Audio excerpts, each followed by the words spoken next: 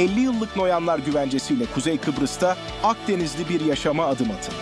10.000 pound peşinat, 60 ay vadeyle 74.000 pound'dan başlayan fiyatlarla ev sahibi olun. Olea.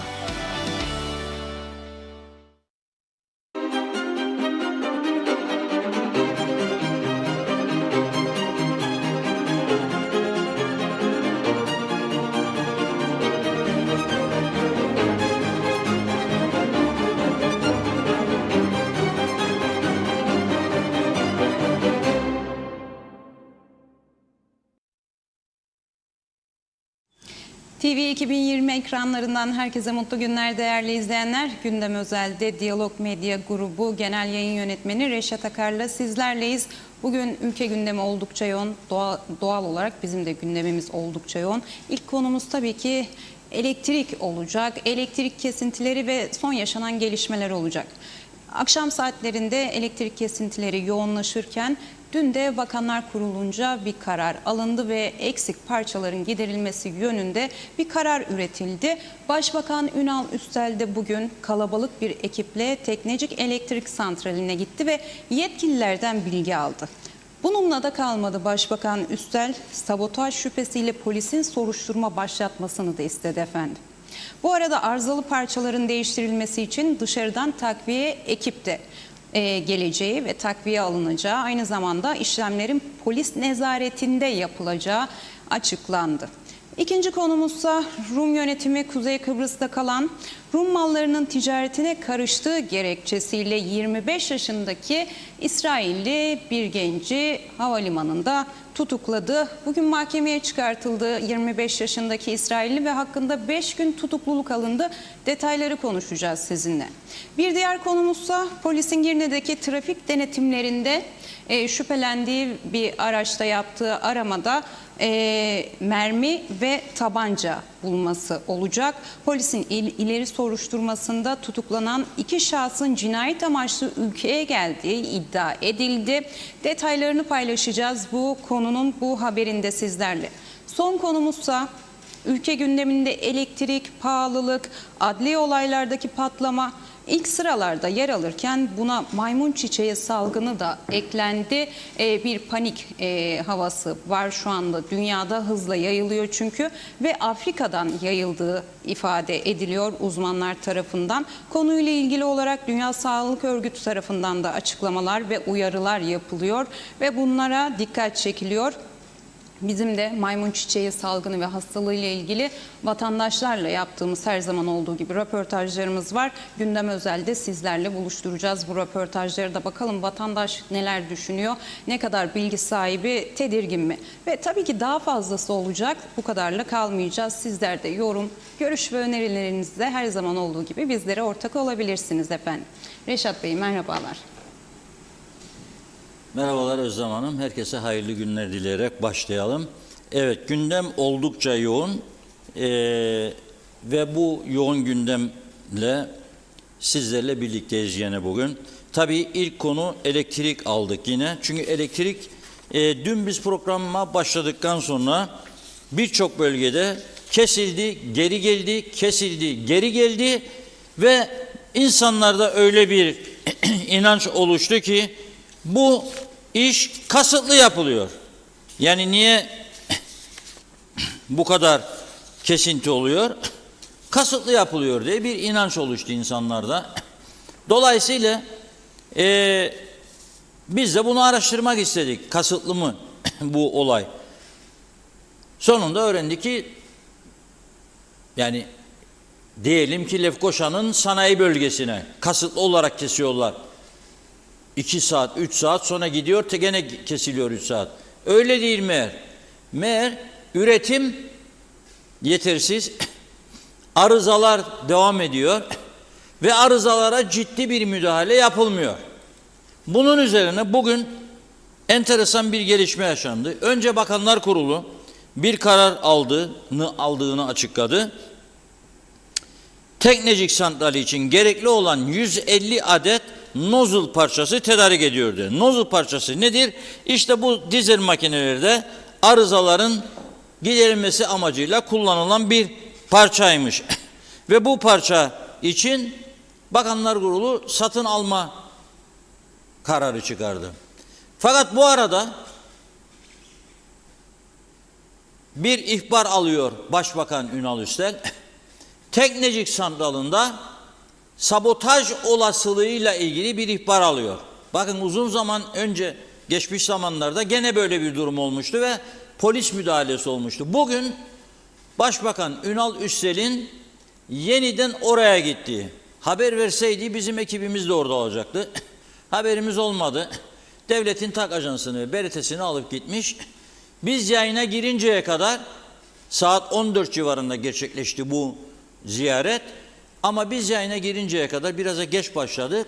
Hala da bu BRT'nin aldığı görüntüler ve Ünal Bey'in resmi açıklamaları bize ulaşmış değil. Ama aldığımız duyumlara göre Ünal Üstel Bey oraya gidiyor. Orada yöneticileri çağırıyor. Arızalarla ilgili sorular soruyor. Soruşturma yapıyor. Uzmanları konuşturuyor. Çalışanları konuşturuyor. Ve sonunda sabotaj olasılığı üzerinde durarak polisi oraya davet ediyor. Polisin şu sıralarda Teknecik'te olağanüstü önlem alarak o az önce adını verdiğim nozzle parçası dedikleri parçaların değişimini gözetlemesi yapılacak. Bu değişimin bu akşam saatlerinde başlaması bekleniyor ve bunun için de diyor ki Ünal Üstel, dışarıdan eleman takviyesi yapacağım ben diyor. Çünkü içeriden bir sabotaj duyumu var. Dolayısıyla diyor ben gerekli tedbirlerimi alacağım ve bu değişimi de dışarıdan gelecek olan personelin yapmasını sağlayacağım diyor. Polisi de göreve çağırıyor. Şimdi programımızın akışı içerisinde gelecek olan açıklamaları ben sizlere aktaracağım tabii ve bunun üzerine de konuşacağız. Ama o kadar bir trajikomik duruma geldi ki bu elektrik meselesi. Biz dün programı bitirdikten sonra Girne'de tanınmış avukatlarımızdan genç, yetenekli, başarılı ve sosyal medyada güzel yazılar paylaşan Ahmet Sayın arkadaşımız bir fotoğraf paylaştı ve altına da not düştü. Reşat Akar Bey bunu gazetede yayınlar mısınız diye. Biz gazetede yayınladık. Şimdi ekrana da getirmek istiyoruz o fotoğraf. Berber ne yapıyor biliyor musunuz Girne? Müşteri var. Adamın da paraya ihtiyacı var. Girne'nin en işlek caddesinde kira parası ödeyecek. Çırak var, çırak ödeyecek. Alıyor berber sandalyesini, çıkarıyor kapının önüne. İçerisi karanlık gördüğünüz gibi. Elektrik yok. Adam nasıl saç kesecek görmüyor. Çıkıyor kapının önüne, Girne'nin en işlek caddesinde saç tıraşı yapıyor. Bakın gerçekten. Sonra da diyorlar ki cennet gibi ülkemiz vardır da işte turizmde, doğalda, tabiatta neyi gelecek be sana bu adam turist? Neyi gelecek? Nereye gelecek? Gelmesi için adamın bir defa doğru dürüst senin bir düzeninin olması lazım. Yolun, sokağın, ışığın, aydınlatman, trafik düzenin, can korkusu olmadan seyahat edecek adam. Mağazaları gezecek. Yok yol ortasında, sokakta, Girne'nin en işlek caddesinde kaldırımın üzerine saç kesen adam görecek berber. Var mı böyle bir trajikomik durum ya başka bir ülkede? Devlet Tiyatrosu binasının bitirilmesi için azimli ve kararlı bir şekilde denetlemelerini sürdürecek 5 bakanlığı üstesinde bulunan Turizm, Kültür, Çevre, Gençlik ve Spor Bakanı. Bence bunu da Devlet Tiyatrosu'nun ilk oyunları arasına alması lazım. Var mı bize yan bakan mesela? Biz her yerde görev yaparız. Bizim berberimiz sokakta da tıraş etmesini bilir. Elektrik kesintilerine meydan okuyoruz. Hiçbir şey bizi etkilemez. Burası TRNC hem de forever. İlginç bir durum. Ama şimdi eğer gerçekten memleket bu halde yanar tutuşurken bir taraftan da teknecinin içerisinde sabotaj varsa veya arızayı tamir edebilecek görevliler olduğu halde tamir edilmiyorsa bu ayrı bir endişe verici durum. Şimdi burada dikkat çekici bir şey var. Ben bakıyorum sosyal medyaya bazı önemli insanlar bile Ağzımı bozacağım artık bu gece diyor. Neden? Çünkü saat 6, 6.30, 7 eve gidiyor. Elektrik kesiyor. Hadi karanlıkta ne yapacak bu insan? Ne yapacak? Bekliyor, 1 saat sonra 2 saat sonra elektrik geliyor. Tam yemeği falan hazırlayacak, bir şey yapacak, gene gidiyor. 1 saat sonra tekrar geliyor. Ondan sonra gene. Bu defa diyor ki, alıyor eline telefonu ve bu defa diyor ki tamam diyor. Ağzımı bozacağım. Allah sizi bildiği gibi yapsın. Allah bilmem bize çektirdiğinizin 5 beterini versin. Bilmem daha ne durursunuz istiva etmediniz be, bilmem neler. Bir de bakıyorum siyasi arenada olanlara, onlardan da bir kısmı paylaşım yaparak eleştiriyor bu durumu. Tamam da şimdi ben bir vatandaş olarak merak ediyorum. Bu sorunun ortadan kalkması için hangi partinin, hangi örgütün bir plan ve projesi vardır? Buyursun, sunsun, konuşalım, tartışalım. Biz gelirsek bunlar olmayacak. Nasıl olmayacak? Mesela söyleyin. Jeneratörleriniz sizin dünyanın en kirli yakıtıyla üretim yapan jeneratörler.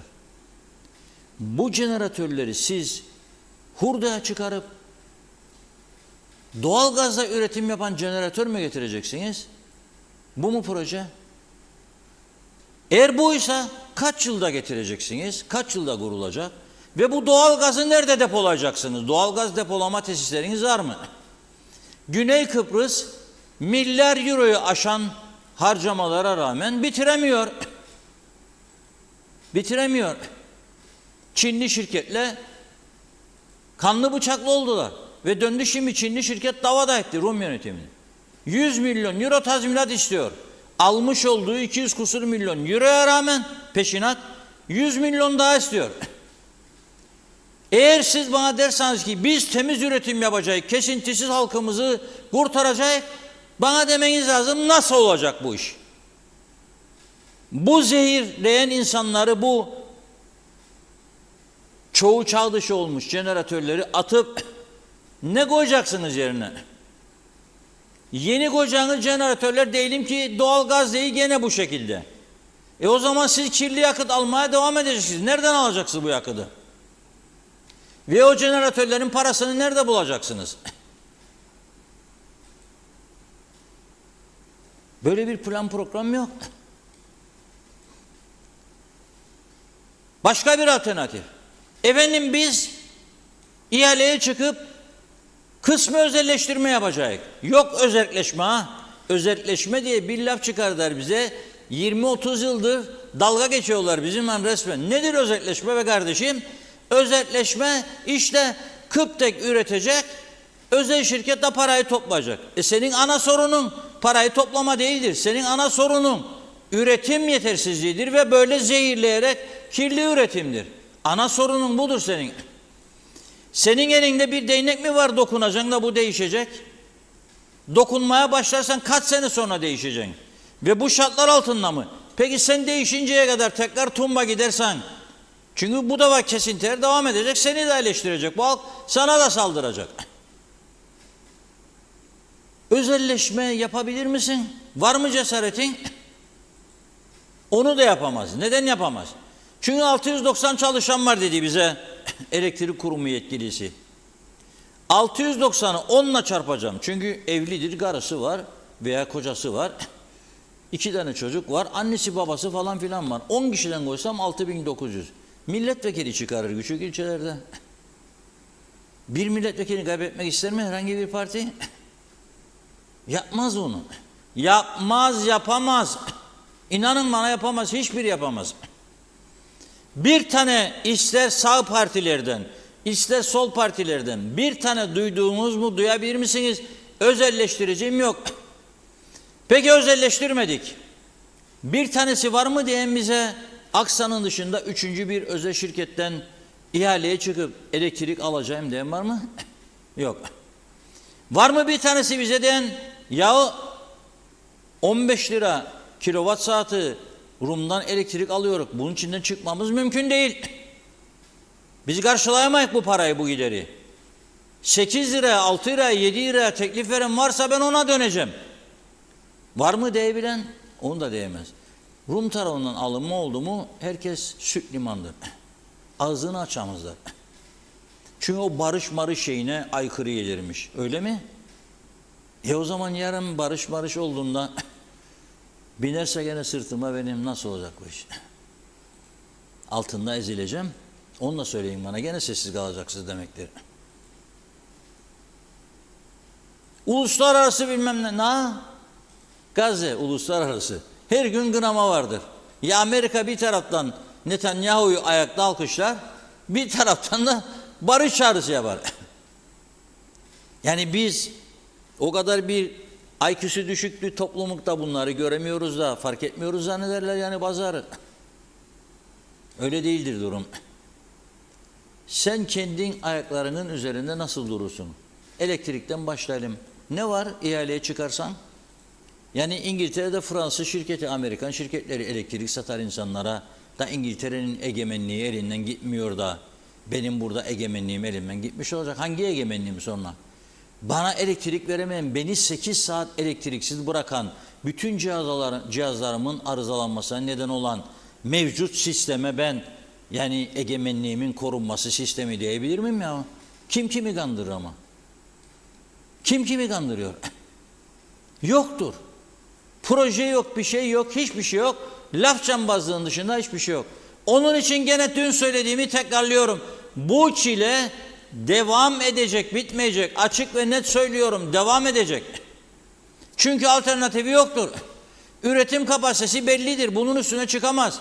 Arıza olduğu zaman da istesek de istemesek de kesecek. Çünkü yoktur çaresi. Yedeği yoktur. Hükümet tarafı sağ partiler korkar desin bir şirket daha. Çünkü başka yerlerden korkarlar, kızarlarsa kendilerine diye. Sol kanatın zaten felsefesine aykırıdır. Özel falan filan. Ama günü olabilir. Onun için açık ve net bir şekilde bize diyorlar ki bu işkenceyi çekeceksiniz, size çektirecek çünkü bizi siz seçtiniz. Bitti bu iş. Tatile devam, karanlık yaşama, selam. Budur. Kusura bakmasın kimse. Söyleyecek başka bir şey yok. Elektrik budur. O berbere de buradan selam söylüyorum. Vallahi kutluyorum kendisini. Ne akıllı adam be. Aldığı gibi sandalyeyi çıkardı dışarı. Otur Mahmut dedi. Oturttu kendini. Taktı önlüğü. Başladı kesmeye saçları. My father is a barber. Saçları keser everyday. Bitti bu iş. Tam bize uygun. Eğitim sistemimize de uygun. Üniversiteli %95'i bu toplumun ya. Gururlanın ey halkım be siz. Gururlanın be, elektriğiniz yok. Boş ver. Ne yapacaksın elektriği? Sular da diyor bugün bana hangi köyden? Ercan Havalanı civarından bir yerden mesaj geldi. Allah bildiği gibi yapsın diyor mesajda. Ne oldu diyorum. 4 günde bir su verirler diyor. Elimizi ağzımızı yıkamaya etmez. Elektrikler de yok diyor. Su da yok diyor. Başka bir şoför arkadaş mekanda her sıkıştığında beni arar. Reşat Bey kusura bakma ya, derdimi kime anlatayım? Sana tamam derim ama ben de yani bütün gün boşta değilim, on kol. Senin gibi 300-400 kişi olmaya başladı arayan. Herkesin derdi var. Ne oldu bu defa dedim. Dedi geldik yorgun argın işten eve. Benim dedi kanser hastası gün sayan bir babam var dedi. Ya cihaza bağlamam lazım, bağlayamıyorum. Ev hamam gibi ölüyor adam, tepinir karşıma diyor. Babam gidiyor diyor. Ne yapabilirim dedim sana. Söyle bana yapabileceğim bir şey varsa yapayım. Geleyim dedim, serinlik sallayayım. Adresini ver, ne yapabilirim? Yok diyor, içimi boşaltmak istedim. Buyur boşalt. Ama budur. En kültürlü insanlarımız bakarım onlar da söver. Ya bizim gururlanacak o kadar çok başarımız varken niye elektriğe üzülüyoruz yani? Bakın %95 üniversiteli. Bakın 3 ay önce gittiler başbakana, al da bizim çocuk, al da bizim yeğen, al da bizim bilmem ne falan. O da zannetti kendine oy verecekler diye. Onlar da aldı doldurdu. Bir ay sonra gittiler kapısını kırdılar kendine. Hem de hayvancıların eyleminde. Senin ne işin var oğlum? Elektrikçi sen, hayvancıların eyleminde. Destek, sendikal dayanışma. Ha buyurun. Bu yarattığımız düzenin sonucudur bu. Şimdi bazıları bana bilirim sövüyor içinden bu sendikal alemi için ona. Ben sendikaların kapatılmasını söylemiyorum her gün. Ama nasıl ki siyasette 3 numara 5 numara büyüktür bize bu ceket gömlek, sendikal harekette de öyle. Ya var mı bir küçük ülkede 8 tane 10 tane memur sendikası ya? Neden karşı tarafta yok? Akıllıdırlar da onun için be. Onlar da üniversiteli %50 %40'tır belki ama akıllı insanlardır. Akıllı insanlardır. Onlar bizi gene yarın ileride önümüzdeki dönemlerde inşallah maşallah olacağını da görüyorum ben. Bizi gene işçi olarak çalıştıracaklar yanında. O zaman anlayacak üniversiteli diplomalarımızın ne olduğunu. Bu kadar basit. Üzmeyelim birbirimizi. Yüz yüze geleceğiz sonra. Evet buyurun o zaman. Teşekkür ediyoruz. Mustafa Özcan bizlerle iyi yayınlar diledi. Şerife Turgay Derya, Özlem Hanım, Reşat Bey iyi yayınlar diliyor.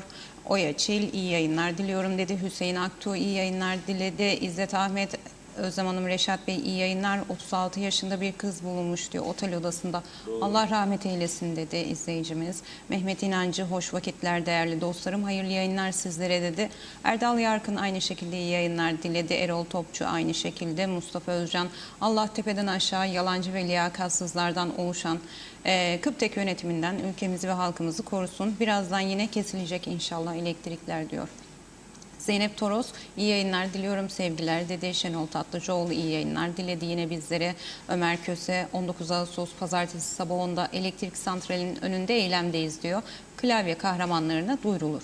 Veli Göztaşı iyi yayınlar diliyorum dedi. Gürkan Giritli yine iyi yayınlar diledi. Bülent Karakaşlı Girne'de yine elektrikler gitti diyor. Kemal Osman Ceyhanlı iyi yayınlar diliyorum dedi. Covid yine yaygın. Bir de bu maymun çiçeği hastalığı tehdidi var. Yetkililer gerekeni yapsın bekliyoruz diyor. Mustafa Özcan Kıptek yönetimini oluşturanların listesini ve ne işle uğraştıklarını merak ediyorum dedi. İçinde bir tane elektrik mühendisi var mı yoksa marangoz, makinist, terzi, şoför, manav vesaire bunlardan mı oluşuyorlar?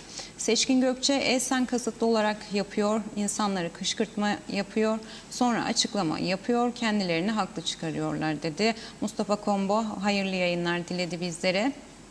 Elektrikler bitecek şimdi de diyor maymun çiçeği gündeme gelecek. Yani uzun işin kısası işimiz gücümüz nanay demiş. Ertan Yaman Girne'de çarşıda elektrik yok diyor. Seçkin Gökçe sabotaj bitmez dedi. Zarif İnce hayırlı yayınlar diledi. Numan Boğaç yine iyi yayınlar diledi. Nahir Kortik 50 yıldır hiçbir hizmet yok. Al bebek gül bebek diyor seçim gündemde. Mustafa Kombo ben inanmıyorum sabotaj olduğuna diyor. Mehmet Ali Özdemir, hoş vakitler, iyi yayınlar dilerim dedi. Tatlısu'dan selamlar Reşat Bey. Harnup sezonu başlamıştır. Vatandaş umutsuz olsa da ağaçlar fareden zarar görmesin diye mecburen topluyorlar.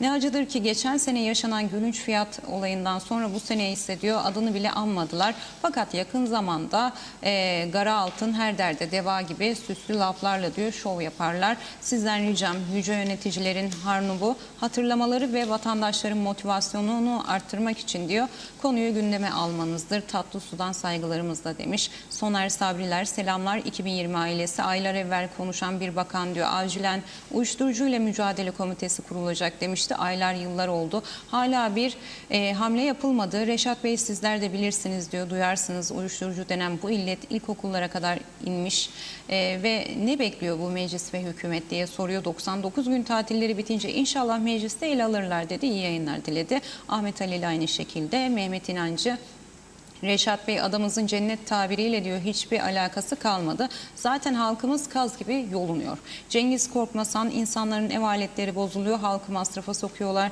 Neden dava açılmıyor dedi. Tema Yavaş iyi yayınlar diledi. Elektriklerin kesildiği Ozanköy'den selamlar diyor Özlem Hanım Reşat Bey. İngiltere'de biz hiç görmüyoruz bu kesintileri diyor. Özlem Muduroğlu dün gece elektrik kesik olduğu için liman zifiri karanlıktı. Bence bu durum berberin kaldırımda müşteri tıraş etmesinden de diyor daha utanç verici ve vahimdi. Hüseyin Noroğlu hayırlı yayınlar diledi ve Hasan Özgür iyi yayınlar diledi. Ali Cevat hoş vakitler dedi bize. Bugün güney taraf bayram mı var diyor. Galiba öyle bir şey var diyor. Yollar bomboş, marketler kapalı ve o poşetlerle nereye gidiyorlar dedi. Marketler jumbo kapalı, o halde hava atmaya gidiyorlar. Şoförün yaşı 21'i geçmez diyor, baba parası. Zeren Turalı, burası Kuzey Kıbrıs Türk Cumhuriyeti, burada her şey bir muamma, bilmece, muamma. Vallahi diyor, çıkar para rant için insanın gözünden sürmeyi çalarlar. Hain şeytan aramaya gerek yok. Hepsi de bizlerin içinde. Arıza diyorlar da diyor, yoksa bu elektrik kesintileri gerçekten art niyete mi bakıyor diyor. Bununla mı bağlantılıdır? Eğer kasıt varsa demek ki diyor en büyük arıza insanın kafasındadır, beynindedir. Ucuz aldıkları akaryakıtı fuel oil nasıl diyor birinci sınıf akaryakıt olarak gösteriyorlar. Aradaki fark nereye gidiyor? Ey cemaati Müslümin diyor, bir düşünün bakalım. Mustafa Özcan, kesilmeyecek dediler, saat 19'da kesildi, 20.30'da kesildi. Özür dilediler, saat 22'de kesildi, 24'te geldi diyor. Ne beddua aldılar ama diyor. Nazime Nalbant bizlerle, iyi akşamlar Özlem Hanım, Reşat Bey dedi. İyi yayınlar diliyorum İskele'den aileme, tüm sevdiklerime.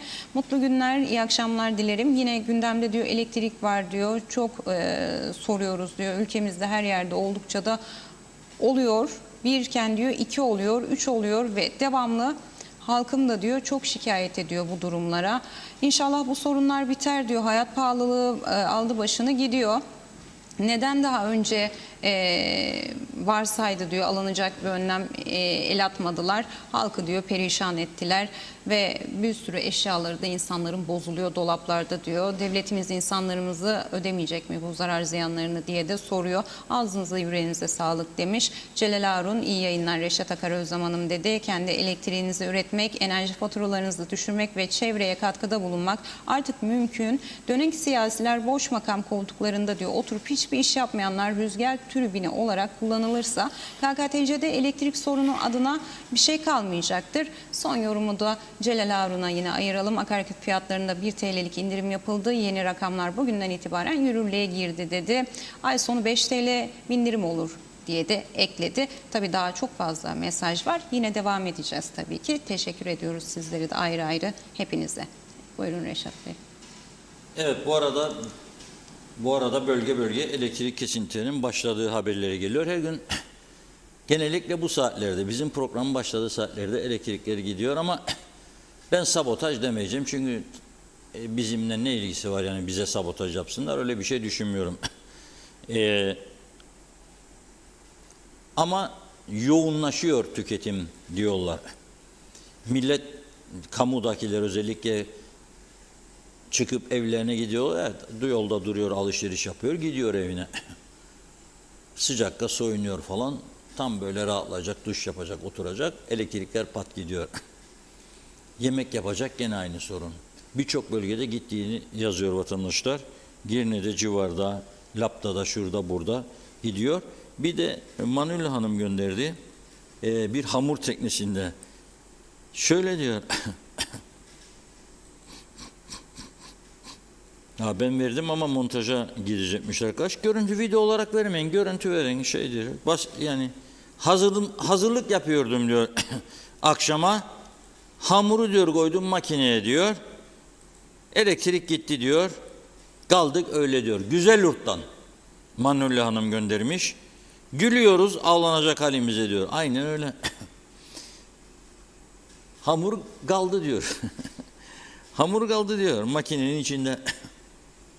Güleceği ne var? Yani ölümlü bir dünya, ağlamak olmaz ya. Ara sıra gülmek lazım. Çünkü bazen öyle bir durum var biliyor musunuz? Siz dünyanın en iyi işini yapın. Bazı insanlar der ki ama sen bunu yapmıyorsun. Yahu 100 tane yaptım, bir tanesini yapmadım diye kötü adam mı oldum? 100 tanenin 99'unu yaptım, bir tane yapmadım diye kötü adam oldum. Yani 99'u için önce bana bir bravo çek, bana bir moral ver, takviye et beni. Tabii bir tanesi için eleştirirsen eleştir. Kaldı ki %100 hiçbir şey olmaz hayatta yani. Neyse, Lapta'da da gitti diyor Tezer Bey, geçmiş olsun Tezer Bey. Osman Aktunç yazar, tam dinleyecek seni diyor, televizyon karşısına geçtik, ceryanlar gitti diyor. Her gün aynı şey diyor. Şimdi bu arada Başbakan Ünal Üstel'in açıklamaları da önüme geldi. devletin TAK ajansı aracılığıyla. Görüntüler de ekranında şu anda görüyorsunuz. Diyor ki, elektrik kesintilerinin nedenini araştırmak ve sabotaj ihtimaliyle ilgili şüphe dolayısıyla Teknecik Elektrik Santralı'na geldim diyor. Polis teşkilatını göreve çağırdım. Her türlü sabotaj ihtimaline karşı bir soruşturma başlatılmasını istedim diyor. Bu ziyareti Kıptek Genel Müdürü Dalman Aydın, Yönetim Kurulu Başkanı Hüseyin Paşa ve Yönetim Kurulu üyeleriyle birlikte gerçekleştirirken Teknecik Elektrik Santralı'ndan sorumlu müdür yardımcısı Naci Kurra, Girne Polis Müdürü Aziz Nizamoğlu ve Girne Cürümleri Önleme Şube Amiri Müfettiş Murat Bayram'ı da yanına almış. Diyor ki, insanımızın elektriksiz kalmasına gönlümüz razı değil. Biz ülkemizin enerji sorununa kökten çözüm getirelim istiyoruz. Ama kökten çözüm getirme çalışmaları yapılırken burada sabotaj endişesiyle karşı karşıya kalmamız bizi üzer dedi. Tarihinde yoktur. Buhar tribünlerinden bu kadar kara duman çıkması tarihinde yoktur diyor. 5 tane mobil jeneratör birden dursun ve arıza yapsın. Nasıl olur bu diyor. 5'i birden diyor aynı anda nasıl olur ya kardeşim diyor. Polis teşkilatını göreve çağırıyorum diyor. Halkımız ve bizler bunu hak etmedik. Konuyla ilgili kişiler olması durumunda diyor. Polis teşkilatımızın yapacağı soruşturmada her şeyin ortaya çıkmasını istiyoruz diyor.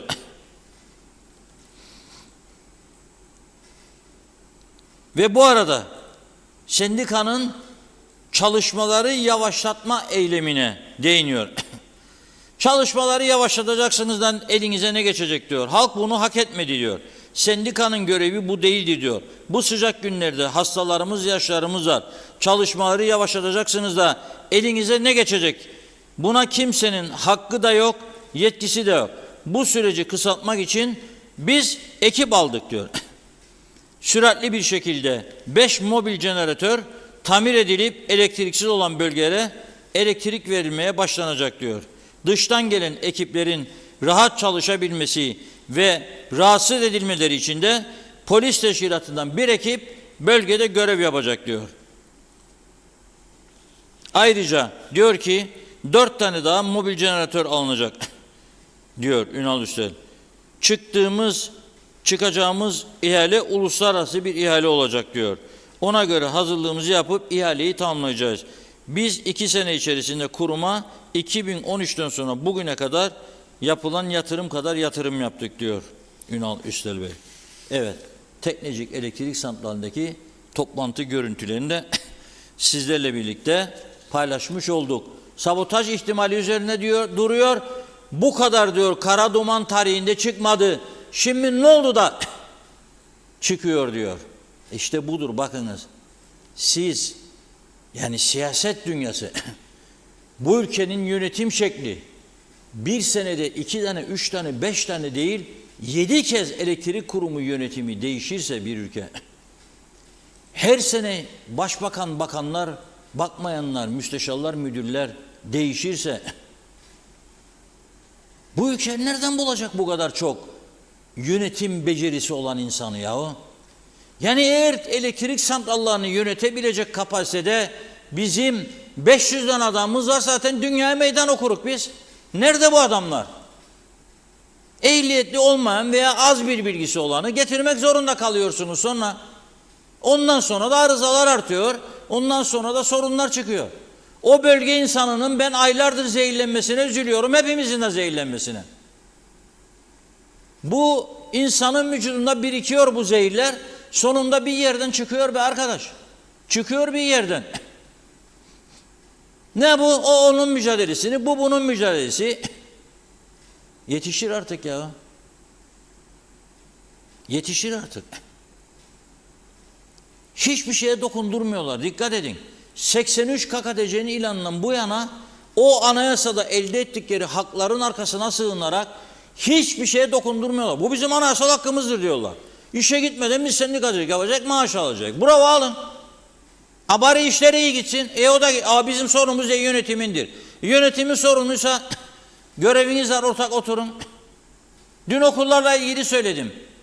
Eğer bugün niyet olsun Eğitim Bakanlığı, ilgili öğretmen sendikaları okul aile birlikleri bir araya gelsin. Ondan sonra çağırsınlar toplantılarına karar alıp ekonomik örgütlerin yöneticilerini bir gecelik bir toplantıda okullarla ilgili finansman çıkar ortaya. Finansman çıkar ortaya. Adım gibi eminim buna. Adım gibi eminim. Biz de yaptık ya okul aile birliği başkanlığı. Kantin yok dediler bize. Uzay üssü gibi kantin yaptık. Bir yılın içerisinde. Yapılır. Niyet olması lazım. İyi niyet olması lazım. Birlikte çalışma azmi olması lazım. Ama bizde biri onu devirecek diye, öteki onun üstünü devirecek diye, o gitsin bu gelsin diye bir karmaşa. Böyle bir düzen olmaz ki. Hay psikolojimiz bozuldu hepimizin. Bütün insanlar sorun yaşıyor ya. Psikolog patlaması var ülkede, farkında mısınız? Dün duydum, şok oldum. 2500'den başlarmış. Yapmayın ya. Bedava veriyorlar İngiltere'de. Korona çıktı. Bütün dünyada iyi gelişmiş ülkeler İngiltere'nin yaptığını yaptı. Bir taraftan tasarruf tedbiri alırken insanlar, bir taraftan bedava psikologlar görevlendiler. Bedava insanlara yardımcı oldular. Evleri ziyaret ettiler. Çünkü işini kaybetti. Birikimlerini yok etti. Biz de bunu bırakın. Bir de daha fazla psikolojimizi bozuyorlar. Zamlara mı yanacağım? Kara dumanlara mı yanacağım? Elektriklerin kesilmesine mi yanacağım? Maaşın yetmemesine mi yanacağım? Hangi birini? Doktora para yetiştiremiyor insanlar. Evet. Geleceğim şeye, merak etmeyiniz yani, maymun çiçeğini atlamış olmayık biz. Hatta röportajını bile yaptırdık. Ömer Kadiroğlu havada, karada, denizde diyerek. Ama bugün bir gazetecilik başarımızdan da söz etmek isterim, yani müsaade ederseniz. Her zaman olduğu gibi Türkiye'yi, dünyayı iyi takip etmeye çalışıyoruz. Biz Anadolu Ajansı, ki dünyanın birçok ajansıyla çalışıyor, abonesi olduğumuz için yasal olarak, yani korsan değil, onun yayınlarını alma hakkımız vardır. Ne yaptık bugün gündemi belirlerken? Ne yaptık? Bugün dünyanın gündeminde bir numaralı sorun nedir? İsrail-Hamas savaşıdır. Gazze'nin vurulmasıdır. Orta Doğu'daki gerilimdir. Rumların da bir numaralı sorunudur. Bütün dünyanın, biz hariç sadece, biz uzaylı olan bir bölümde yaşadığımız için bizim hariç. Ama biz bunu yapamayız tabii habercilik açısından. Filistin Devlet Başkanı Mahmut Abbas'ı Türkiye Cumhurbaşkanı Recep Tayyip Erdoğan eleştirmişti. Davet yaptık ama gelmedi demişti. Ve büyük ses getirmişti o çağrı. Bugün Mahmut Abbas Türkiye Büyük Millet Meclisi'nin olağanüstü toplantısına katıldı. Tarihi bir oturum vardı. Tek bunu veren Diyalog TV oldu. TV 2020. Naklen verdik. Abbas'ın konuşmasını naklen veren. Dünya televizyonlarla birlikte verdik. Bizim 700-800 kişilik bir kadromuz da yok. 18 kişiyle çırpınıyoruz. Aynı anda verdik. Bu arada tabii Türkiye'nin Yeni Lefkoşa Büyükelçisi Yasin Ekrem Serim de Cumhurbaşkanlığına giderek Cumhurbaşkanı Ersin Tatar'a güven mektubunu sundu. Cumhurbaşkanlığı binası dışında ki töreni BRT'yi koydular oraya, devlet televizyonu diye. Biz mecburen BRT'den aldık. Bize o hakkı vermediler orada. Bugün kamuoyu yoklaması yapsınlar. Eğer BRT bizim üzerimizde izlenirlik olarak çıkarsa ben özür dileyeceğim. Bunu yaparım. Arkadaşlarımla özür dilerim. Bize bu hakkı niye vermiyorsunuz? Canlı yayın aracımız var. Teknik personelimiz var. Bir de dikkatimi çeken güven mektubunun sunuş kısmı verilmedi. Neden? Esas bölüm odur. Dışarıdaki bu töreni, tokalaşmaları verdi. Biz onu da verdik aynı anda BRT ile birlikte canlı ama dediğim gibi bizim kendi yayınımız değildi. Bize törenden 1 saat önce bir mesaj geldi. Yeni Büyükelçi Yasin Ekrem Serim 15.30 galiba Cumhurbaşkanlığına giderek güven mektubunu sunacak dendi. BRT de canlı olarak verecek dendi bize. Yani başka televizyon kanalı girmeyecek demek istedi. Tamam ya, ben sana oraya internet televizyonlarını, web TV'leri doldur demedim. Ama ulusal kanallar var, vergimizi alıyorsun. 10.000 dolar ayda veriyoruz TürkSat'a. Biz de habercilik, yayıncılık yapmak istiyoruz. Bu kısmı sonradan verildi herhalde. Canlı yayında yoktu. Evet, durum bu merkezde. Bunu da sizlere aktarmak istediğim. Şimdi bir üzücü haber daha geldi bugün. Bizim ekonomimiz son yıllarda turizm, eğitim ve emlak. Emlakta patlama yaşanıyor. Du diyorum çünkü büyük çapta durdu. Durmak zorunda zaten. Eğitim de Güzelyurt'taki üniversite sayesinde sağ olsun sahte diploma skandalıyla, onda da bu yıl öğrenci akışında gerileme olacağını öğrendik başvurulardan. Eski rakamları bulması zor artık. Çünkü Türkiye'de de üniversite sayısı arttı. Ayrıca bu sene Kıbrıslı öğrencilere de Türkiye'de bedava okuma hakkı verildi. Bakalım yerliler ne yapacak, kaç kişi Türkiye'ye gidecek? Turizmde can çekici noktada. Sen 8 saat süreyle benim elektriğimi kesersin. Benim bütün hassas cihazlarım arızalanırsa zaten film bitmiştir arkadaş. Bizim de bugün Diyalog Medya'nın hassas cihazlarımız vardır.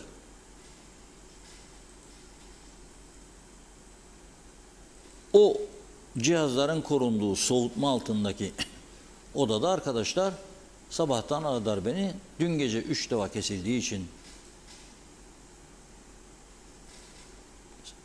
bizim bulunduğumuz organize sanayide elektrikler soğutma sisteminde arıza meydana geldi.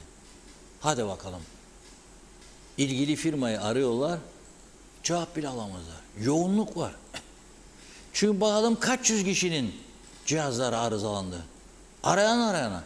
Cepte kaç para kaldıysa vereceksin, klimayı tamir ettireceksin ki elektrik geldiğinde kısa sürede olsa çalıştırasın da ölmeyesin aşırı sıcak altında. Hayat budur bu anda, şu anda. Üzgünüm ama budur. Böyle bir hayat olabilir mi? Benim klimamı koyduğun klima 5 sene arıza yapmaması lazım en azından. Ama bir gidiyor, bir geliyor ve voltajlarda sorun var. Bir gidiyor, bir geliyor, bu yaşanıyor.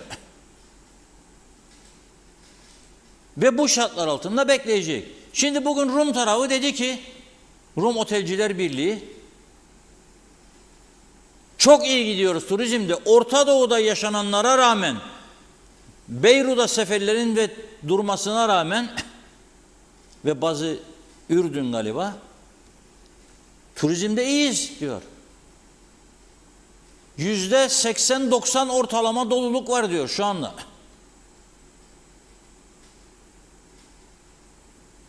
Özlem Hanım da sordu.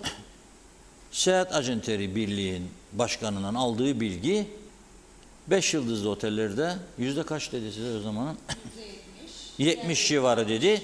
Diğerleri 60 civarı dedi. Bence o diğerlerinde 60 da yoktur ha. Orhan Bey tam rakamları o da emin değilim demiş zaten. Alsın konuşalım. Bence o da değil. Çünkü görüyorum birçok otel yerli turizme açılmaya başladı. İlan veriyorlar. Dumping diyorlar. Ucuz. Aynen mülkte olduğu gibi. Şimdi mülkte en büyük tehlike nedir?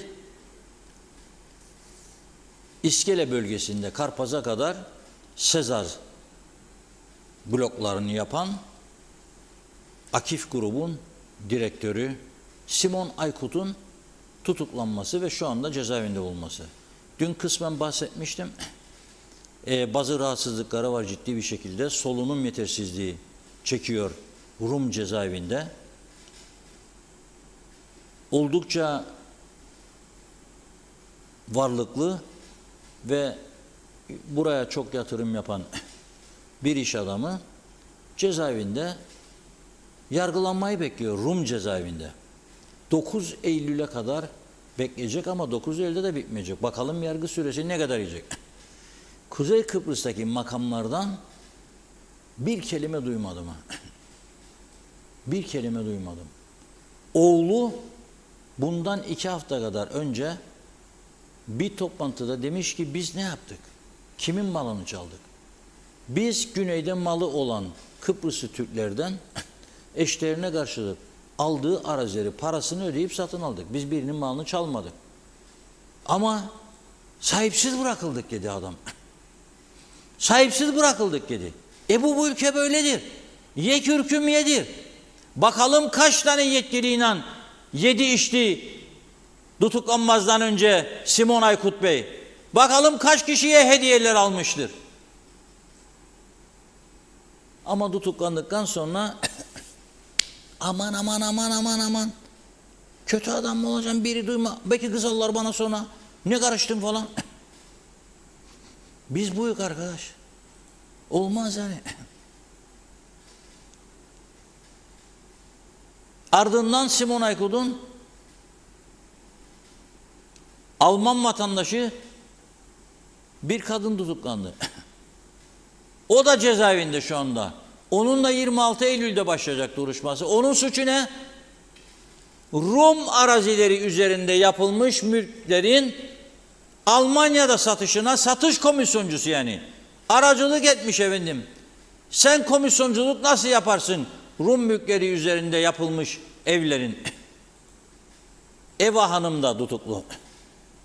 Etti ki şimdi bugün Baf Havaalanı'ndan bir Avrupa ülkesine çıkış yapmak isteyen 25 yaşındaki bir İsrailli genç daha tutuklanmış Rum polisi.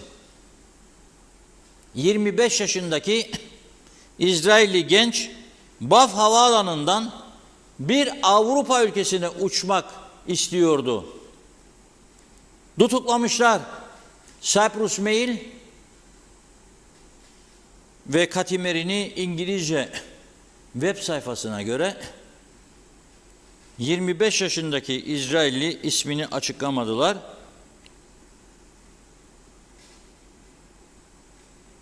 Neyle suçlanıyor?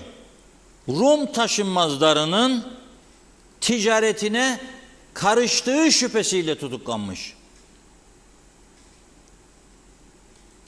Ve mahkeme 5 gün tutukluluk emri vermiş ve araştırma talimatı vermiş polise.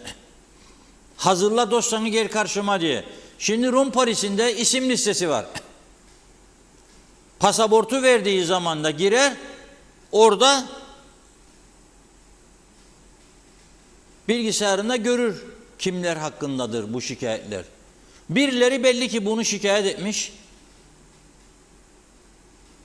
Alım satım işi yapar diye. Ve bu genci tutuklamışlar.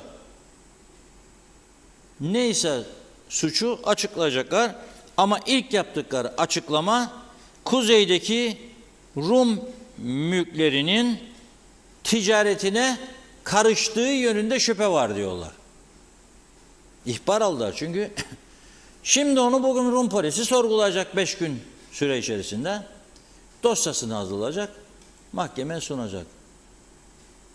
Diğerleri için 8 günlüğüydü tutukluluk süresi. Ondan sonra tutuklu yargılama kararı çıktı. Ve ağır cezada yargılanacak ikisi de. Simon Aykut da Eva Hanım da. Alman da. Alman için de ses çıkmadı. Ya en azından ben bir Alman elçisine telefon açmaz mıyım ya İsrail elçisine? Gelin buraya bakalım. Sizin vatandaşınızdır. Nedir suçu? Rum mülküsünü yaptı. Tamam kardeşim. Eşdeğer konusu mülkiyet masasında çözülecek. Benim Larnaka'daki Helvacıoğlu ailesine ait arazinin üstüne siz havaalanı yapmadınız mı? Larnaka Airport. Baf havaalanını yapmadınız mı? Datlısu'da Türk arazileri üstüne kurmadınız mı? Deniz üstünü de AİK Rum elektrik santralı tesislerine. İki şeyi karıştırmayalım. Ben Rum mülkleri yağmalansın demiyorum ama her zaman da şunu söylüyorum. Ödeyin parasını, alın Türkleştirin diye buradan çağrı yapan tek yayın kuruluşuyuz biz. Yıllardır bu çağrıyı ben yapıyorum buradan. Bakın başımız ağrıyacak dedim yüzlerce defa. Çalıştırın taşınmaz mal komisyonu, satın alın ve onun üstünde egemen olun diyorum. Sizin olmayan toprağın üzerinde egemen olamazsınız diye çağrı yaptım ben yüzlerce defa. Sizler biliyorsunuz bunu. Ama yapmadılar. Belirli çıkar çevrelerinin emri altında kaldılar. O başka bir konudur. Ama bugün sana gelip bu işi yaptıysa senin verdiğin garantilere güvenerek tutuklananlar karşısında sessiz kalmak, çaresizlik içinde kalmak başka bir konudur. Açın bir sesinizi veyahut da deyin kendi elçilerine, bağlı bulundukları ülke elçilerine, bu adamların ne suçu var deyin. Sembolik de olsa bir şeyler yaptığınızı gösterin bize, görelim. O da yok. Yoksa yoktur. Varsa vardır. Buyurun o zaman. Hamit Bağlama bizlerle. Hikaye bunların işi. Suçlu biziz Reşat Bey'in dediği gibi diyor. Ali Dereseven yıllardır var olan ve çözümleri hakkında yorumlar yaptığımız %1 olsun bile diyor kale alınmadık. Tek bir sorun bile çözülmedi. Strateji değiştirmek zamanı geldi diyor.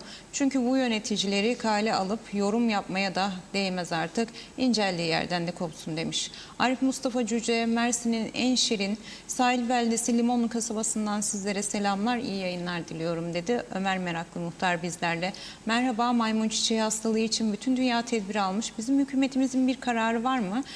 Yoksa kurultay mı diyor tek gündemleri ve biz onunla mı uğraşıyoruz? Mehmet Yıl bizlerle. Dağı bayrak rengine boyayacağımıza güneş paneli döşemek aklımıza gelmedi diyor. Mehmet İnancı bu işlerin ayıklanması için ülkede genel bir seçime gidilmeli Reşat Bey. O zaman ak koyun kara koyun belli olur dedi. Mustafa Kalkan ama nedense diyor istikrarlı bir yönetim var. İzzet Ahmet Sayın Reşat Bey dünyanın hangi ülkesinde elçi geldi diyor karşılama olur demiş. Ali Dereseven bizler hala onların diyor farkında değiliz olanların. Hiçbir önerimizi kabul etmiyorlar. Bizleri insan değil hayvan yerine koyuyorlar demiş. Turgay Gezen nasıl ki devlet daireleri hükümette bulunan siyasilerin akraba ve partilileriyle dolduruluyor. KıpTek ve KOPS gibi diğer kurumlar da diyor aynı şekilde liyakatsız insanlarla dolduruluyor. Şenel Özerman bizlerle Yenikent'e diyor elektrikler kesik Yenikent'te. Cemal Erdoğan hangi idareye layıksa millet o şekilde idare edilir elbet dedi. Ünsal Özbilenler sağlıklı ve elektrikli yayınlar dilerim dedi. Ali Keleş iyi yayınlar diledi. Fevzi Teke hayırlı yayınlar dilerim dedi. Neşe Güneş Fellaoğlu Erdemli Mersin'den izleniyorsunuz selam ve sevgiler dedi. Ertay Kızıl sabotaj söylemi bu beceriksiz yönetimin uydurmasıdır diyor. Sinem Tonyalı merhabalar Reşat abi ben Sinem İngiltere'den diyor. Sizin programınızı devamlı izliyorum ve çok beğeniyorum. Her zaman gerçekleri söylüyorsunuz ve sizi tebrik ediyorum. Ben Sinem teşekkür ederim Reşat Bey tekrardan dedi. Sedef Arif Lap'ta da az önce elektrikler gitti. Serdar Cesurer, Mehmet İnancı iyi yayınlar diledi ve Mehmet Bey dedi ki ne güzel özetlediniz durumu Reşat Bey. Aşkım Özlem iyi yayınlar Allah sizlere sabırlar versin demiş bize. Mehmet İnancı teşekkürler Mehmet Bey ve ekledi. Diploma cennetinde karanlık yaşam hiç iyiye delalet değil bu durum Sayın Akar dedi. Dursun Sönmez merhabalar Reşat Bey öğretmen evlerinde sizi dinlerken diyor elektriklerimiz kesildi. Ali Dereseven ekledi. Ben tek bir kuruma dahi güvenmiyorum. Sabotaj olduğuna da inanmıyorum. Bu sabotajlar belli kurumlara değil diyor. KKTC'ye ve insanlarına yapılıyor. Bizlere zorla dinimizi değiştirmeye zorluyorlar diyor. Hatice Mumin iyi yayınlar yayınlar diledi. İsmail Gürak Kansel iyi yayınlar dilerim dedi. 50 sene önce Türkiye'de elektrik kesintisi vardı, şimdi yok. 50 sene önce Kıbrıs'ta elektrik kesintisi yoktu. Şimdi gelinen noktaya bakın, tam bir kara gözlük demiş, hayret verici. Ahmet Ulubay, ülkenin en büyük sorunu olan elektrik konusunda Başbakan ve Cumhurbaşkanı halka açıklama yapmalı diyor. Güner Şeherli, elektrik sorunu tüm halkın sorunudur. Devletin de yükümlülükleri vardır. Gerçeği halka açıklamak zorundadırlar. Halk gerekirse memur maaşlarıyla destek verir diyor. Başbakan gerçeği söylesin, iyi adamdır. Bunu yapar, elleri yanacak. Sendikalar nerede diyor. Ahmet Dincer, Reşat Bey sizleri izlemek için diyor. Bugün daha erken Kermiya bölgesinde elektrikler kesildi diyor. Maifer Ölmezer, yazıklar olsun artık demiş. Bıktık usandık, yeter artık gerçekten. Hatırlamıyorum bu kadar kötü yönetimi diyor daha önce. Pes, yazıklar olsun, utanıyorum demiş. Zaliha Adaman iyi yayınlar diledi. Salih Zihni hayırlı yayınlar. Sorsanız diyor depoları ne zaman temizlediler? Yakıt temiz olsa da diyor depo pisse, yakıt yine pislenir. Turgay Gezen, bahse konu kuruma esas yatırımlar şimdi ana muhalefeti olan partinin hükümette bulunduğu dönemlerde yapıldı. Bu hükümetin yaptığı tek yatırım liyakatsız ve ehliyetsiz insanları kurumun içine doldurmak olmuştur. Velibaş saat 17.25'te Yenikent'te diyor kesildi elektrikler. Reşat Bey sizleri izleyemiyoruz biz maalesef dedi. Mehmet Uluçaylı hayırlı günler diledi. Mehmet Uluçaylı ekledi, kör olası elektrik şimdi geldi diyor. Ve Altan Cumhur, her gün aynı saatte elektriği kesiyorlar. Şu an kesik, sizi telefondan izlemeye çalışıyorum. İnşallah ömürleri de böyle kesilir demiş. Sayar Eker, bu güzel dünyamızı artık kirletmeyelim. Siyasi bozukluk üstümüzden tren gibi geçiyor. Birkaç yorum daha var. Onlarla da tamamlayalım yorumlarımızı. Fevzi Çobanoğlu, Reşat Bey siz bir parti kuracaksınız ya da kurmayacaksınız. Bunu iyi bilin lütfen diyor. İyi yayınlar. Zeki Özgür Kanlılar, İşin tuhafı bir yetkili de çıkıp açıklama yapmıyor. Utandıkları için mi yoksa umursamadıkları için mi dedi. Ve Güliz Önsal iyi yayınlar diledi. Son iki yorumumuz daha var. Rahme Yıkılmazer öğüt veren bizlerle. Merhaba Reşat Bey, bugün benim doğum günüm, tüm medyasına diyor. Teşekkür ederim, gazetemizde doğum günümü diyor kutlamışsınız. Çok sağ olun, çok teşekkürler dedi. Keriman Eserbaş iyi yayınlar diledi. Ferhan Yılmazel Oklar, artık kendi memleketimizde korkar olduk. Teksas'a döndük. HKTC hayırlı yayınlar diliyorum dedi.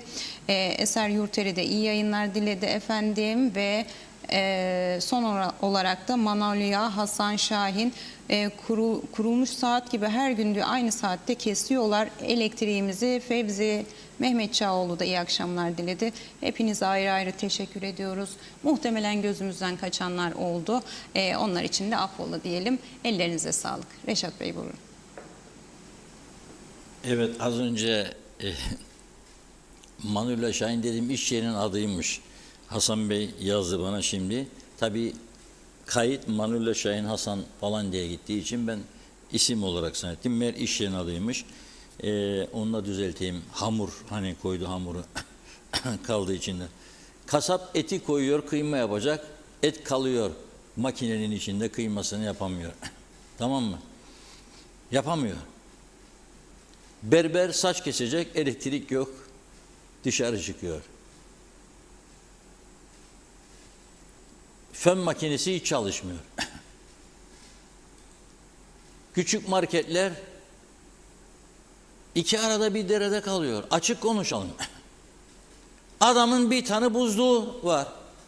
İçinde bir köşesinde 20 tane dondurma, bir köşesinde 10-15 paket buz kabı. Biliyorsunuz çoğu insan buzu artık alırım bakkaldan der gider. Erirler. Ne bileyim 3-5 tane donmuş hamburger. Belki 3-5 tane donmuş tavuk. Elektrik gider 2 saat 3 saat. Dondurmalar erir. Şimdi ya dondurmaları atacak çöpe. Bitti zaten dükkan, küçük marketler ne kadar geliri var artık. Zor ayakta duruyorlar. Ya da bırakacak, elektrik eline tekrar donacak. Çocuk geldiğinde de içi sızlasa bile yeme amcam bu dondurma 50 defa eridi tekrar dondu diyemeyecek. Diyemeyiz. Bu şartlar altında sağlıklı bir yaşam sürmemiz inanın mümkün değildir, mümkün değildir, mümkün değildir. Memleket yanıyor. Meclis 99 gün tatilde ya. Ya bu ne rahatlık ya. 5 parmaklar yanarken kebap çevirdiğimizi söyler de ben o günlerde Antalya'daydım, inanmadım. Nasıl kebap çevirirler ya dedim bu siyasetçiler. Memleket yandı, nefes borumuz gitti. Vallahi şimdi inanırım artık. Kimsenin umurunda değil. Yiyin için hep benden. Yiyebildiğiniz kadar yiyin için. Üzücü bir haber tabii. 2 tane olay var şimdi sizlere aktaracağım.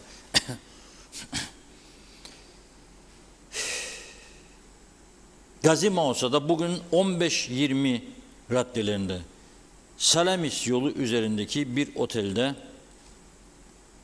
36 yaşındaki Damla Nailer isimli genç kadın ölü olarak bulunmuş. Doktor tarafından yapılan dış muayenede darp veya cebir izine rastlanmadı diyor. Kesin ölüm nedeni otopsiden sonra belli olacak. Şimdi ne otelden ne işi vardı, ne yapıyordu, niçin gitti, niçin geldi ayrı bir konu. Şimdi bugün Dünya Sağlık Örgütü'nün açıklamasını Cumhurbaşkanı'na gelirken gördüm. O da maymun çiçeği vakasına dikkat çekti. Kurtuluş Özersay da sabahleyin ilk paylaşan kişiydi siyasilerden. Dünya Sağlık Örgütü'nün açıklamasına dikkat çekti. Bu özellikle Afrika kıtasında yaygındır diye. Sonra ben bu açıklamaları görünce Google'da bir tarama yaptım. Memorial Hastanesi'nin bu maymun çiçeği hakkındaki geniş kapsamlı açıklamasını da okudum. Nasıl bulaşır bu? Şimdi haklı olarak böyle der. Afrikalıları doldurdular, bunun içine ne olacaktı? Geleceğimiz gideceğimiz doğru. Ama güneyde de Afrikalılar var. Yani buraya bir tane sokmasak bile kaçakların hepsinin gönderilmesinden yanayım, o ayrı mesele. Oradan da gelebilir. Türkiye'de çok Afrikalı var. Türkiye'ye gidip gelenler var. Öpüşmeyin diyorlar. Bakın Memorial'ın verdiği bilgiye göre şey yapıyorum. Nefesten de diyor, öpüşmeden de diyor, cinsel ilişkiden de diyor, bulaşır geçer diyor. Bizde bu söylediğim 3 tane olayın otokontrolü kaldı mı kalmadı mı siz verin kararını. Başka bir şey söylemeyeceğim bu konuda. Siz verin. 1250 evlilik, 1160 boşanmanın olduğu bir ülkede bu 3 maddenin kontrolü kaldı mı kalmadı mı? Yani sadece gelen Afrikalılar da onlarla temas edersek meselesi değil. Gittiğimiz yerde de bunda patlama var mıdır yok mudur, öpüşme ve diğer meselelerde. Ona bakalım. Çok dikkat etmek lazım. Mesafeleri açık tutmak lazım. Düğün zamanıdır, öpüşmeleri bırakalım yanaktan da olsa. Şart değil dudaktan. Nefesten de geçer diyorlar. Bırakalım. Benim bu konuda söylemek istediğim bu. Tabii bu konuda Ömer Kadiroğlu'nun yapmış olduğu röportajlar vardır. Ona sıra kalırsa geçeceğim. Kalmasa yarın. Çünkü çok önemli bir haber var. Bakın çok önemli. Girne'de polis trafik denetimi yapıyor. Tamam mı? Trafik denetimi. Tesadüfen kontrol amaçlı durduruyor bir aracı. Bu aracın içerisindeki 2 şahıs Mustafa Özmen ve Vural Allahverdi ZUH 478 plakalı kiralık araç. Aracı kullanan Mustafa Özmen alkollü olduğu için polis bunları karakola götürüyor. Ama karakolda gittikten sonra araç denetleniyor ve torpido gözünde 9 milimetre çapında Avusturya yapımı Glock marka tabanca, 12 adet de 9 milimetre çapında canlı mermi bulunuyor. Ve bu ikisini polis o anda tutukluyor. Ne zaman girmişler memlekete? Tam da 2. Barış Harekatı'nın başladığı gün. 2. Barış Harekatı Mahus'a çıkarması, bunlar Girne çıkarması yaptılar arkadaşlar silahla. Burasını iyi dinleyin lütfen. Burasını iyi dinleyin. Mahkemede bugün polis memuru Cemal Şanlıer'in mahkemeye yaptığı sunumdur bu. Şimdi okuyacağım size. Diyor ki, Vural Allahverdi'nin telefonunu inceledik diyor. Şöyle diyor. Bir mesaj diyor, dikkat çekti. Dayı demiş, 20.000 TL gönder, maske falan alacağız. Tanınmamak için yapmamız gereken hazırlıklar var demiş. Tekrar okuyorum. Dayı diyor, kimse dayı, patrona söylüyor. Yani. 20.000 Türk lirası gönder, maske falan alacağız. Tanınmamak için yapmamız gereken hazırlıklar vardır.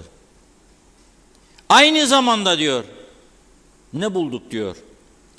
Kuzey Kıbrıs Türk Cumhuriyeti'nde bulunan bir iş adamına ait aracın plaka ve fotoğrafı bulunuyor diyor. Söz konusu kişiyi vurmalarıyla ilgili yazışma ve fotoğraf tespit ettik diyor. Ey dinleyin. Yani buraya cinayet işlemeye geldiler diyor polis. Vuracakları adamın fotoğrafı var. Adamın aracının plakası var ve aracının görüntüsü var. Gideceksin diyor. Bu aracı diyor kullanan bu adamı vuracaksın, geleceksin diyor. Ve bu araç tesadüfen Allah yardım etti, o hedef gösterilen iş insanını Allah yardımcısı oldu demek ki. Trafik kontrolünde alkollü olduğu için götürüldü. Yok ki polis karıştırdı, torpido gözünde tabanca mermi buldu. Yok, öyle bir şey yapmadı. Verdi balonu, üfle oğlum dedi, üfledi. Balon patlayınca dedi en aşağı karakola. Karakola gidince hareketlerinden şüphelendi, Allah verdiğinin de diğerinde. Arabayı da yok halim. Araç da kiralık. Başından beri bu araç kiralayanların denetim altına alınması gerektiğini biz burada her gün söyledik mi söylemedik mi, elinizi vicdanınıza koyun. Sadece sorumlu bu suça bulaşanlar değildir. Bana ne, ben araç kiralama şirketiyim deyip kiralayamazsın aracını. Tutanak tutacaksın. Yüce Meclis, çok ağır suç altındasın sen. Değiştireceksin bu kuralları, bu yasa mecburdur araba kiralarken. Bütün sicilini işleyecek. Hatta var mı yok mu sicilinde, temiz değilse sicili kiralamayacak. Geçmişte Türkiye'de ben ne bileyim, ben polis miyim? Evet, polisinden öyle bir duruma getireceksin ki polisten bu bilgileri alabilecek durumda olacak araç kiralayıcı şirket. Çünkü suça ortak olmuş oluyor bu şekilde. Ama yasa öyle göstermez. Bana ne? Benim suçum yoktur. Yok sen de suçlusun. Benim vicdanımda. Yasalar bu, zaten bu meclisin yaptığı çürük yasalara hangisine güveneceğim ben? Güvenmiyorum ki. Hangisine güveneceğim? Kaç tanesi bilgili insanlar tarafından hazırlandı, bu yasaların çıkarıldı? Söyleyin bana siz. Kaç tanesi? Ya o geçmişte yapıldıysa bazı hatalar şimdi olsun. Hatadan dönünüz, düzeldin bu yanlışları ya. Aylardır buradan çağrı yapıyoruz. Hep bu kiralık arabalarda işleniyor suçlar. Adam bana ne? Ben parama bakarım. Doldurdunuz bunun içini, bu araç kiralama izinlerini, bu taksi izinleri kimlerdir veren? Bence onlar da çok ağır suç altındadır. Ne verdiniz bu kadar izini? Ne kadar veriyorsunuz? Bakın taksici güvendiğim çok iyi insanlar var. Hayatını bu mesleğe adamış insanlar var. Onları ayırıyorum ve onlara şükrediyorum. Bravo, sizin gibi hiç olmasa iyi insanlar da var. Ama ben öyle deli taksiciler görüyorum artık Girne yolunda. Deli diyorum, deli. Öyle taksiciler görüyorum ki üzerimizden atlayacak birader. 180-200 basıyor be bunlar. Bir taksi şoförü böyle mi araç kullanır? Örnek olması gereken adam. Kim bunlara izin veriyor 3 tane oy alacaksınız diye? Mahvettiniz memleketi ya siz. Sizin oyunuzu ben ne yapayım be? Ya sizin geldiğiniz görev kaç günlük görev yapacaksınız diye. Siz bu insanların hayatıyla, canıyla oynuyorsunuz. Yazık, günah değil mi be? Bunu kim durduracak? Ben durduracak değilim bunu. Mahkeme kendisine gittiği zaman elindeki yasaya göre ceza veriyor. Ve sen elektrik kurumu ve birçok yeri patlattın personel sayısıyla belediyeleri, ama polisin ihtiyacı var, adam alamıyorsun polise sen. Polise bir uyuşturucu testi yapacak bir cihaz alamadınız daha siz. Ama 2 milyar lira ek mesai ödersiniz diye övünüyorsunuz. Aksatmadan ödedik. Örtülü ödenek ödüyorsunuz, övünüyorsunuz. Siyasi partilere yardım yapıyorsunuz. Demokratik bir ülkeyiz biz. Siz tanımasanız da biz demokrasinin beşiğiyiz burada. Şöyle diyor. Devam ediyorum, dinleyin, çok önemli. Korkunç bir olayla karşı karşıyayız. Başka bir ülkede olsa yer yerinden oynardı. İyi dinleyin, okuyorum. Tabii bir nokta daha var. Bu tabancayı nereden geçirdi bunlar? Girne Turizm Limanı'ndan mı? Dün konuşmadık mı daha Girne Turizm Limanı'nı? Önceki gün konuşmadık mı daha? Gelen geçen hanı demedik mi? Kaçakçılık üssü demedik mi? Demedik mi? Aha geçiyor. Cinayete geçiriyor silahını, geliyor. Şöyle diyor. Zanlı Mustafa Özmen'in telefonundaysa diyor. Biraz önce okuduğum Allah verdiğinin telefonuydu. Şimdi Mustafa Özmen'in telefonunda. Takipteyiz dayı. Görünce basacağız, merak etme diyor. Yani kurşunu basacağız demek istiyor.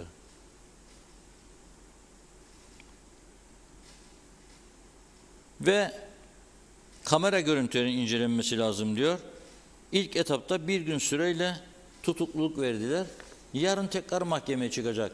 Bizim polisin şu anda acilen Başbakanın, Cumhurbaşkanı'nın, İçişleri Bakanı'nın yeni Türkiye Büyükelçisiyle görüşüp veya doğrudan Cevdet Yılmaz Bey'i arayıp hangi limandan bindiler ve bu dayı kimdir? Dayıyı da Türkiye'nin çıkarması lazım ortaya. Ya buradaki adamla senin husumetin olabilir. Buradaki adam sana bir yanlış yapmış olabilir, aldatmış olabilir. Ama bu böyle cinayetle olacak iş değildir. Hay benim ülkemin adını kirletiyorsun. Bu kadar yabancı, bu kadar turist nasıl gelecekler bunlar duyulduğunda Kıbrıs'a? Kıbrıs'ta cinayet işleniyor. Her gün medyada çıkması. Nasıl sen turist getireceğim ben? Yazık değil mi bu yatırımcılara, bu turizmcilere ya, bu ülkeye insan getirmek için çırpınıyorlar. Sen de bir taraftan turizm tanıtma fonu kuruyorsun. Bizden topladığın vergileri oraya koyuyorsun, turist getireceksin diye. Bir taraftan ülkenin adı senin her gün cinayetlerle anılırsa ne olacak senin sonun? Bu öğrenci aileleri nasıl rahat oturacak memleketlerinde burası böyle olursa? Çok kendi düşünmeniz lazım bunu. Rahat oturmaması lazım siyasilerin yerinde. Çok vahim bir durum. Gerçekten çok vahim bir durum.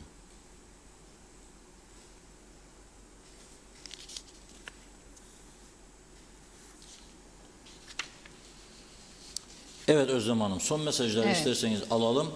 Teşekkür bir haberi ettik. daha vardı, onu da ve Hemen başlayalım o zaman. maymun çiçeğini röportajlarını yarına bırakmak zorunda kaldık Peki. bugün yine, kusura Hasan bakmayın. Nihat Erduran'la başlıyoruz. Rum'da elinde Türk kanı olmayan kaç kişi var ki dedi. Mal hesabı sormaya kalkar. Dünyanın neresine giderlerse tutulup yargılanmaları gerekir. Ne beklenir diyor. Mülk çözüm parametresi ve müzakerede bir konu. Niyet ateşkesi bozmak mı acaba, kime güvenirler ki diye sordu. Mehmet İnancı dedi ki İran bu gece roketleri yolluyormuş Reşat Bey. Allah adamımızı korusun diyor. Mehmet Uluçaylı sizlere, ekibinize ve insan olan herkese mutlu sağlıklı akşamlar. Yarın kısmetse yine görüşürüz demiş. Sonra da demiş ki ah Reşat Bey, doğruları söylemekten dilinde tüy bitti ama dinleyen kim? Ve Mehmet İnancı herkes maskelerini takmaya başlasın. Bu hastalıkta varyantlara uğrayacakmış diyorlar uzmanlar. Fikret İpekçioğlu yes be annem diyor, bu da mı olacak olacaktı. Yüce Meclis sadece torpillilere geçirir diyor. Yazıklar olsun. Abdurrahman Albayrak, önlerine gelene kiralık araç izni verildi ve şu anda kiralık araçlardan korsan taksicilik yapılıyor. Reşat Bey iyi yayınlar dedi. Rakip Candar bizlerle. Bravo Reşat Bey. Bu olayların bu duruma gelmesi hükümetin sorunudur. Fikret İpekçioğlu, Yüce Meclis ne yapıyor? Tatil yapıyor. Hani ya Singapur olacaktık dedi. Sinan Şemiler, taksi izinlerini veren Ulaştırma Bakanlığı değil mi dedi. Hasan Nihat Erduran ekledi efendim. Güneyde bu gibi suçlar daha çok olur ancak basına sızdırılmaz. Turizm diyor olumsuz etkilenmesin diye tabii ki. Zeki Özgür Kanlılar son olarak bizlerle. Memleket bitti, göç etme zamanı gelmiştir dedi. Gözümden kaçan varsa her zaman söylediğim gibi affola. Böylelikle tamamlamış olduk yorumlarınızı da. Ellerinize sağlık. Teşekkür ediyoruz. Buyurun Reşat Bey. Evet, şimdi bir Ozanköy'den bir fotoğraf geldi. Arkadaşlarımıza gönderdim. Sağlık Bakanı da bir açıklama yapmış şimdi. Kudret Özersay, onun ardından Cumhurbaşkanı ardından da Sağlık Bakanı. Maymun çiçeği konusunda çalışmalar başlatıldı diyor. Gerekli tüm tedbirler alınıyor. Neymiş mesela? Halkın bilinçlenmesi konusunda izleyecek yol diyor. 15 Ağustos 2024 tarihinde Sağlık Bakanı Yönetimi Bulaşıcı Hastalıklar Komitesi ve Enfeksiyon Kontrol Komitesi maymun çiçeği virüsü gündeminde geniş kapsamlı bir toplantı düzenledi. Bugün yani toplantıda gerekli önlemler belirlendi. Halkın bilinçlenmesi ne karşı olası vakalara karşı izlenecek yol haritası oluşturuldu diyor. Henüz bir vaka tespiti yapılmamış ama gerekli görülen noktada halk bilgilendirecek. Şimdi bunu detaylandırmak lazım. Ne yapması lazım halkın? Az önce ben Memorial'a dayanarak söyledim. Orada onların sitesinde okudum. Okuduklarımı da aktardım. Onlar diyor ki işte uzak durun, yakınlaşmayın, öpüşme yapmayın, cinsel ilişkiye gireceğiniz insanı iyi bilin, emin olun falan. Aynı ortamda, kapalı ortamlarda bulunmayın falan. Yüksek ateş olursa, halsizlik, yorgunluk, bunun gibi durumlar ve ciltte değişimler, özellikle kaşınma falan, doktora başvurun diyorlar. Tabii bunun üzerinde durmak lazım. Çünkü çok ciddi bir olay. İnşallah dururlar diye düşünüyorum.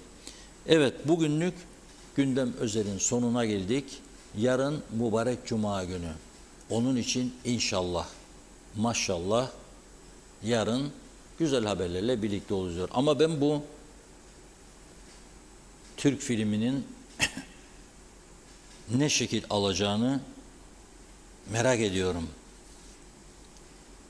Yargıç bir gün tutukluluk geldi. Polisin yarın ne söyleyeceğini merak ediyorum. Şu andan itibaren odama çıkıp zaten gazete işleri başlayacak. Siyasilerin açıklamalarını da takip ediyor olacağım. Türkçe'de yeni bir kelime var biliyorsunuz değil mi? Takip ediyor olacağız diyor. Takip edeceğiz. Kısaldırırken. Eskiden halbuki uzun lafları Türkçe'de kısaldırırlardı.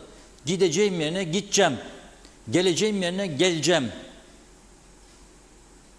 Değil mi yerine di mi? Şimdi tam tersine dönmeye başladı. Türkçe bu da var. Herhalde astronotumuz çıktıktan sonra, ilk Türk astronotu çıkınca dünya, şey de değişmeye başladı kullanılma. Takip ediyor olacağız. Takip edeceğiz. Şimdi bize de bulaşıyor bu yani mecburen. Takip ediyor olacağız. Bakalım ne diyecekler. Ankara'yla konuşmaları lazım. Dayı kimdir? Türk polisinin bunu ortaya çıkarması zor değildir bence. Türkiye'de polisin teknolojisi çok geliştir. Bizim gibi değil burada. Evet. Yarın yeniden birlikte olmak üzere. Hoşça kalın diyorum. Evet, teşekkür ediyoruz. Mutlu bir akşam geçirmenizi diliyoruz. Yarın görüşmek üzere. Hoşça kalın.